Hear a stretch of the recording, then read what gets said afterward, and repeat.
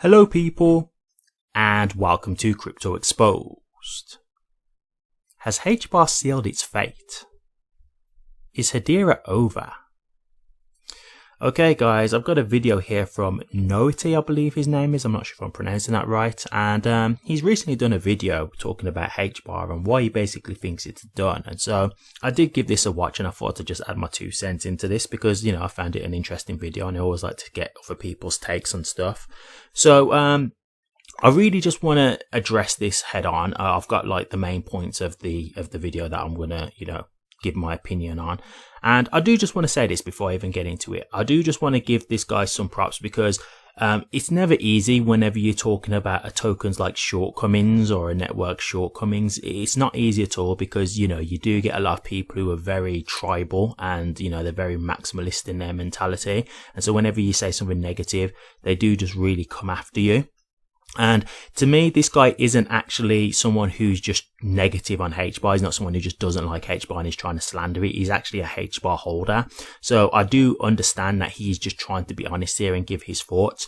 But I will just say this from the get-go. When I did watch this video, my first thoughts when I'd watched it the whole way through, to me, this just sounded like someone who's a frustrated HBAR holder. That's what it sounded like to me. Now, I'm not trying to say that he didn't make some valid points, which I'll address as we go along. But to me, it just sounded like someone who maybe they've invested too much into HBAR and they're just frustrated with where it is. You know, that's what it seemed like more to me. But let's really get into it then and address the video head on. So the first thing that he gets into when he's discussing this, he talks about the token allocation, the amount of tokens that have been allocated. And so he's basically not happy with this because this is basically where, you know, HBAR Foundation can give out tokens to like developers, you know, to people to try and boost up the ecosystem, maybe like rewards and that kind of thing. And he's saying it's way too high. Now, okay, I'll just address that point first and foremost. I definitely understand what he's saying in regards to, you know, just keep giving out tokens, etc., etc. But the thing is, I've said this before, like, sometimes you've got to spend money to make money, right? It's like, for example, if you spend money on marketing, right? If you've got a product and you need it to be seen by people, you have to pay for marketing. Well, that's money coming out of your pocket, right? But what the hope is that people will see this through your marketing campaign, where it's like, let's just say an ad on the TV. And then they will be like, oh, I like that product. That looks interesting. Let me take a look at it. And that will get people to then buy the product, test out the product, right? So it's a thing of, well, yes, it's not great that all these, you know, tokens are out there to be given to like developers and things like that. This is the kind of thing that can draw people in, right? So it could be a thing of like, let's just say they give money to a developer, they try it out and they're like, oh my God, this technology is absolutely incredible. Really like this. We need to start adopting this technology. You know, like, I don't think this is going to be a thing where Hedera just continuously keep paying people to use the technology. Like, eventually it's like, okay, like you've had your test run now. At this point, if you want to continue to use it, you know, you've got to start paying. Imagine like a free trial of something, right? Like, for example, like cable TV or Netflix, right? Netflix might say, hey, have a month free trial. A month free, try it out, no charge, right? And then after that month, it's like, okay, you've had your go now, you've had your fun. If you like it, you got to pay. It's just that simple. So to me, while I do look at it as like, yes, it is money coming out of our pocket essentially, because these developers obviously having to pay using HBAR, which is basically selling pressure. If these guys do eventually like the, you know, the network and like the technology, well, then they will be using it and then they will be adopting it. And that will obviously ultimately bring value to HBAR.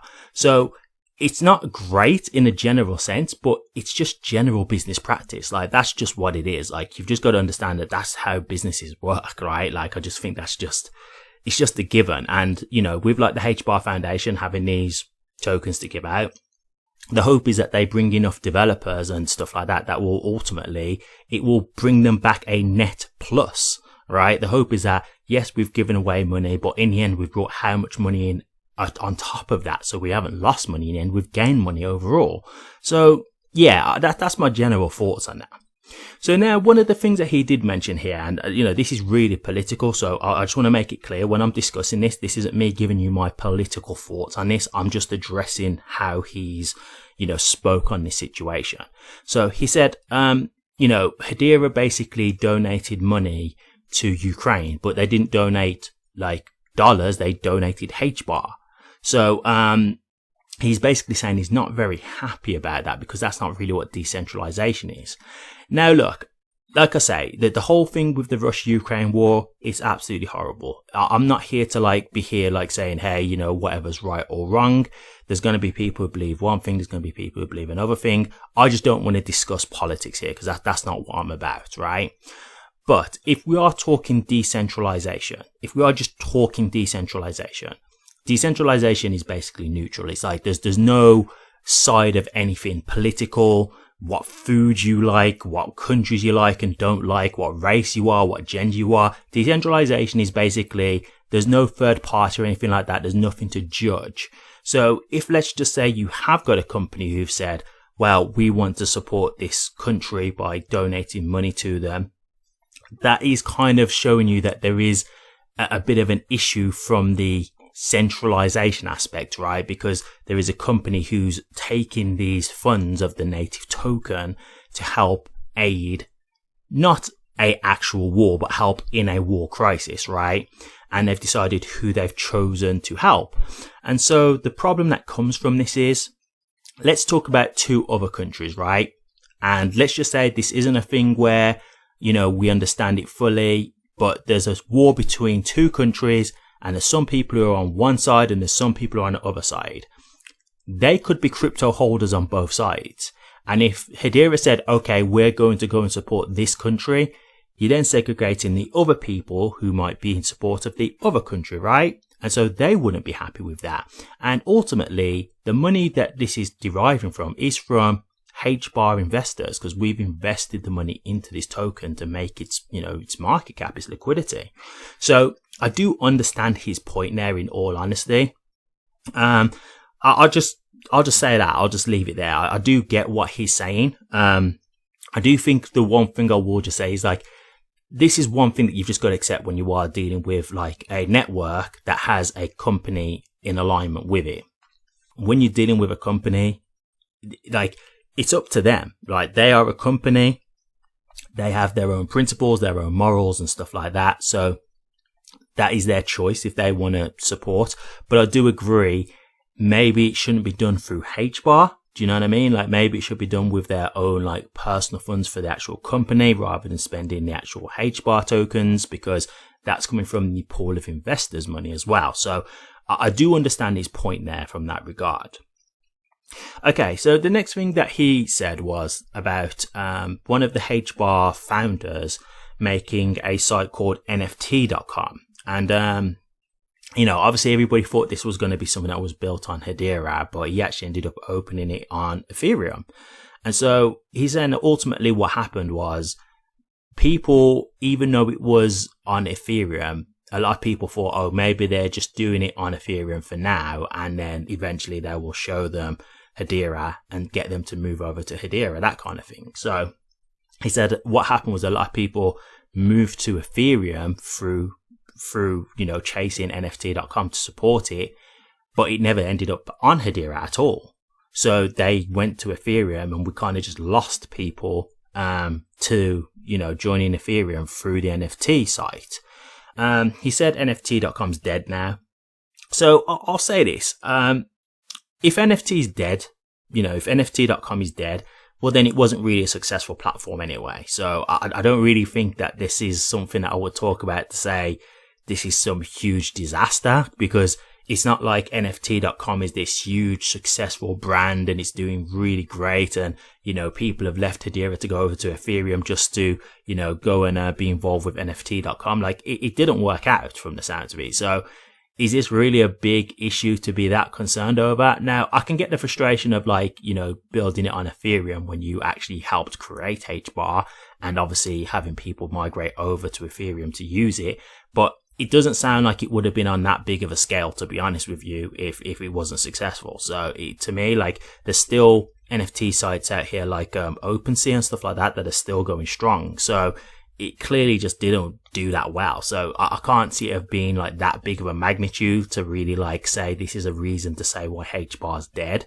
So yeah, that's just my thoughts on that in all honesty. Like, it doesn't really sound like to me it's a big deal. I don't know why the founder didn't build it on Hedera as well, because, you know, a lot of people for example, Karate Combat is on Ethereum and Hedera. It's not just on Hedera. So they could have done it on both. So I'm a bit confused as to why you wouldn't have done that, but whatever, like, that is what it is. The site's dead. It doesn't sound like it was a successful project. So to me, it's just really not that big of a deal. Nothing to really dwell on.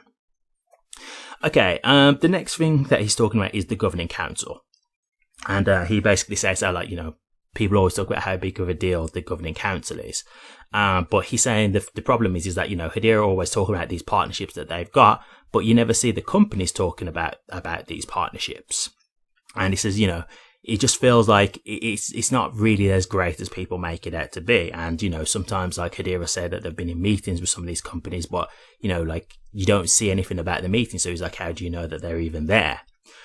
Okay, look, this is the thing with the governing council, right?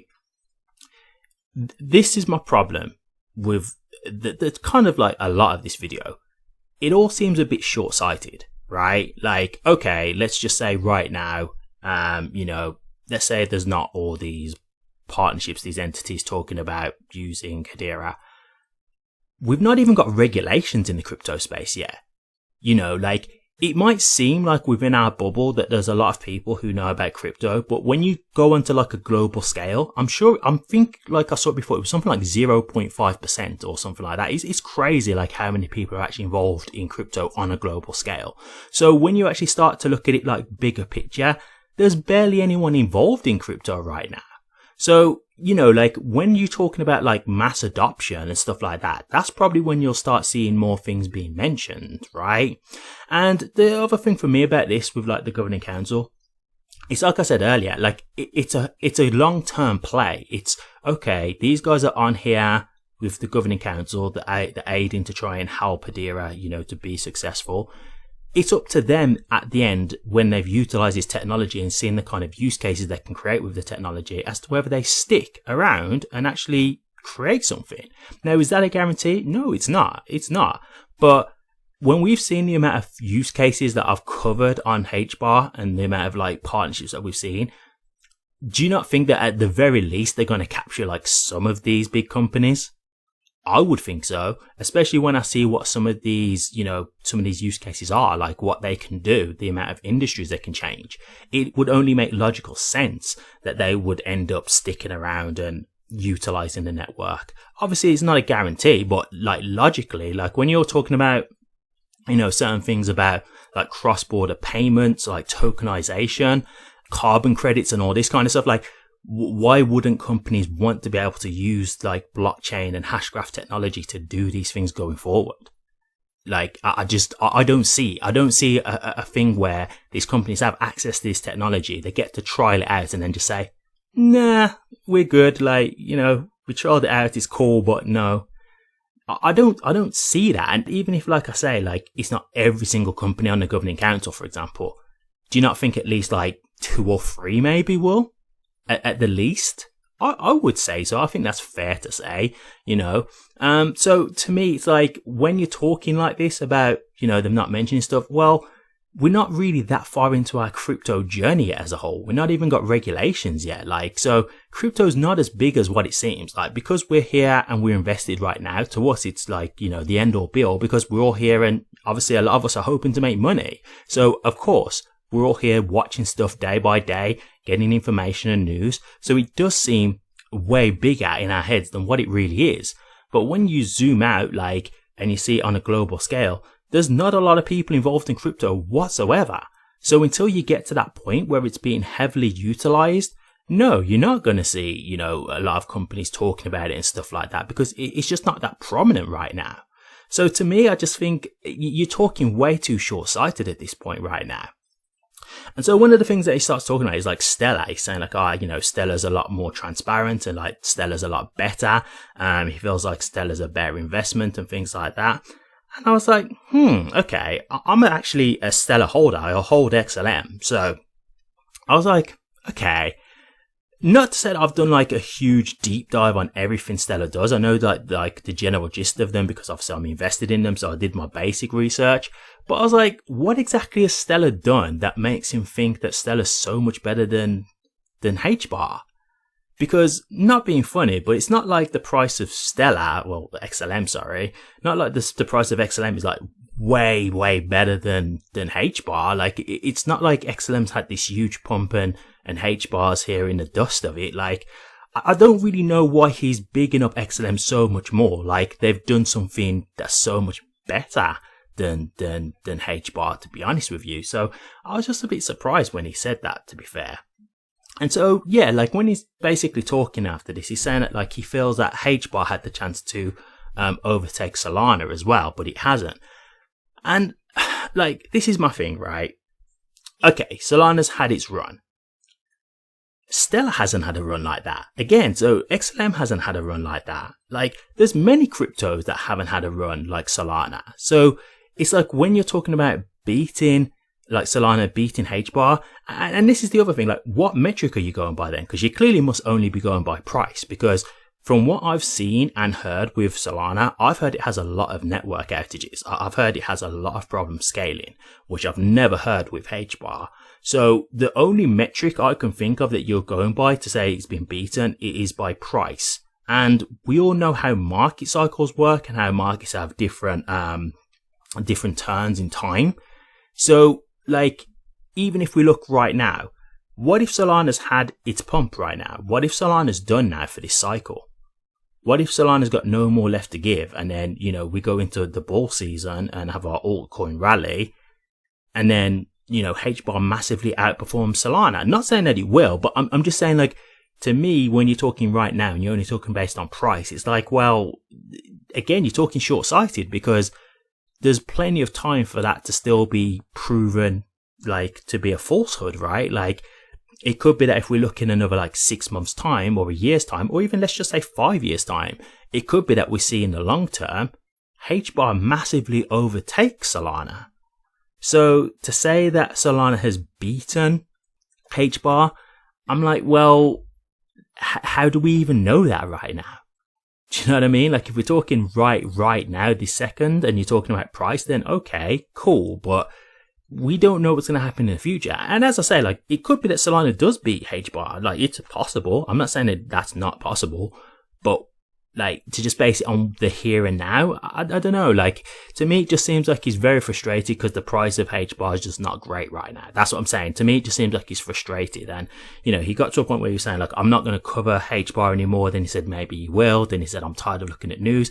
And this is what I'm saying. It just seemed to me like he was just frustrated with the price. I'm wondering if he's just got way too much money in HBAR. And because the price isn't being great, he's just really frustrated with the price right now.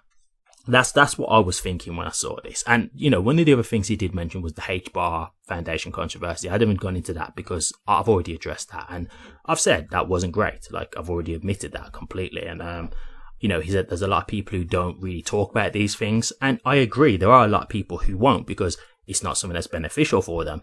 I address the good, the bad and the ugly. I've always said that and I always will do that. And so he's saying that the reason, like, people aren't, like, you know, HBAR's not really performing because people don't hold them to account. I'll be honest with you, I've seen a different shift in terms of the attitude to a lot of the HBAR community out there from the HBAR Foundation, etc. Like, when I'm seeing posts, I'm seeing a lot of negativity now. Like, a lot of people are really not happy with Hedera and, like, they're really having to mend bridges at this point. So you can generalize and say, yes, a lot of people still, you know, are not really holding them to account. But I think it's because a lot of people still really just believe. A lot of people still think it's all fine, it's not a big deal, it's going to be all good. A lot of people just, they don't, like, want to see anything negative because, like, again, a lot of people, they want the money. They're hoping that this is all going to be good. They hope they can bury their head in the sand and everything will be fine. Now, I've said before, I don't think the HBAR Foundation controversy is the end of the world. I think it's something that we can move on from. I don't think it's going to be something that destroys HBAR, to me, my opinion. But, yeah, it wasn't great. It was definitely a bump in the road. And so, yeah, like, we can address that, and I have addressed it, so I'm not even going to feel a way about that, because I know he's not talking to someone like me when he talks like that, because I've already covered it. So, you know, I know he's, like, talking about the general public, the general holders, but, yeah, like I'll be honest with you, even with that, I do disagree. I've seen a lot of people being negative about HBAR since that all happened. So he's generalizing, but even with the generalization, like I would say I've seen the community split 50-50 at this point. I see when there's posts by the HBAR Foundation, I see some positive, I see some negative. It's not always just positive anymore. I do see some negativity coming with it as well. So there are people who are holding them to account, and they had to address this, right? They had to do a community letter addressing how they was going to try and tackle this situation. So I really don't think that's fair to say that no one's really like holding them to account. I do think there are people holding them to account, but I understand that there are a lot of people who do just ignore this stuff. So yeah, I mean, look, overall, what do I think about this? Do I think it's over? No, I don't. I'll be honest with you. I think that's a really extreme thing to say, in my opinion. I think this is just a guy, to be honest with you, who's just frustrated. That's what it comes across like to me. Like maybe he's invested a lot into HBAR over time, and you know, it's just not performed the way he would have expected it to. Which, look, like, at the end of the day, even if it's not performed the way you'd expect it to, like we're talking about, like with bull runs, it's not even a thing of your crypto has to be perfect. Like when you're in a bull run, cryptos can go off. Like even like the worst of cryptos, like even cryptos that have like fallen, like for example like FTX, they can still get a rally even out of like a bull run. So to me, like when you like putting it down to just stuff like this, like on performers, like yes, okay, we can talk about like the utility aspect and the fundamentals, but if you're talking about a bull run in general, the price is going to go up regardless, to be honest with you. Like it has to be a pretty bad crypto to not actually get some kind of pump, because you'll notice, right, when you look at the market generally, the whole market's green except for like a few. So the whole market gets a pump when the market is rallying. So in just that regard alone, I don't see why HBAR wouldn't have a moment in the limelight to have a pump. But yeah, from the actual aspect of the, you know, the things that we've addressed, yeah, some of it I understand his point of view, but some of it is just like, you know, it's a bit short-sighted in my opinion. I just don't necessarily agree with some of the things that he's saying. So, you know, like overall, I think I'll just put this down to a frustrated investor, but yeah, in my opinion, it's not over for HBAR. And even at the end, he starts to say, well, maybe they can come back. So you can tell even he's not sure in his own mind when he's saying this stuff. I do just think he's very annoyed. That's just what comes across to me. It sounds like someone venting. That's what it comes across to. But that's what it comes across like, in my opinion. So let me know what you guys think. Thank you very much for watching this. If you did like it, please remember to drop a comment, like, and subscribe. Take care.